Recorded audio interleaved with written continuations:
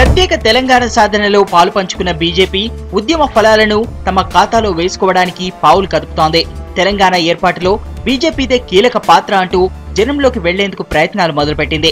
తెలంగాణ 10 జిల్లాల ప్రజలను ఒకే వేదిక మీదకి తీసుకొచ్చేందుకు నిజాం కాలేజ్ గ్రౌండ్ లో భారీ బహిరంగ సభను నిర్వహిస్తోంది.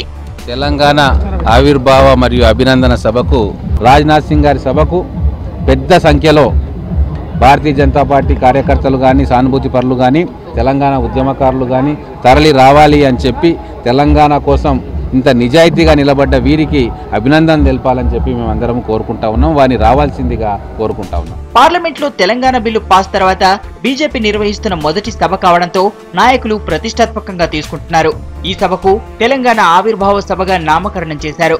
రాష్ట్ర వ్యాప్తంగా ఎన్నికల హడావిడి ఉండడంతో సభను విజయవంతం చేసేందుకు 10 జిల్లాల నుంచి క్యాడర్ ను భారీగా సభకు తరలిస్తున్నారు కమల్నాథులు. భారతీయ జనతా పార్టీ తెలంగాణ రాష్ట్రంలో ఏర్పాటవుతున్నటువంటి మొదటి బహిరంగ సభ.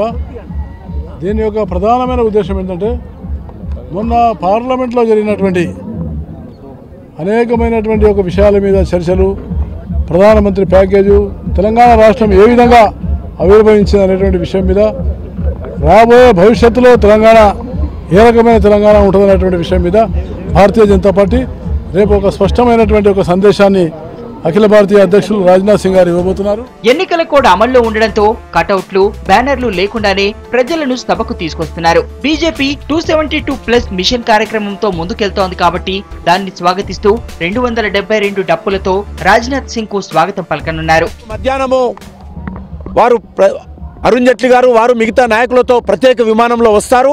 నేరుగా స్వర్గస్థులైనటువంటి బంగారు లక్ష్మణ్ గారి ఇంటికి వెళ్ళి వారి కుటుంబ సభ్యులను పరామర్శించి ఆ తర్వాత సాయంకాలము 5 గంటలకు ఈ బహిరంగ సభకు వారు పాల్గొంటారు.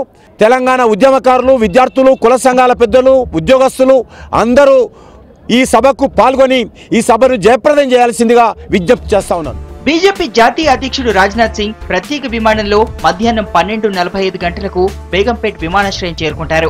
1:30 నుంచి 2 వరకు ఆ పార్టీ సీనియర్ నేత బంగారు లక్ష్మణ్ కుటుంబ సభ్యులను పరామర్శిస్తారు. 2:30 నుంచి 5 గంటల వరకు హోటల్ కత్రియాలో రెస్ట్ తీసుకుంటారు.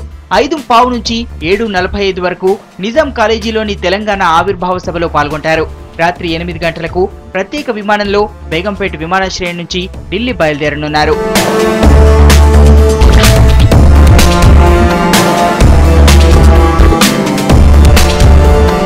మొత్తం మీద తెలంగాణ బిల్లు ఉభయ సభల్లో పాస్ అయిన తర్వాత నిర్వహిస్తున్న మొదటి సభ కావడంతో సభ విజయవంతంపై దృష్టి పెట్టారు కమల్నాథులు.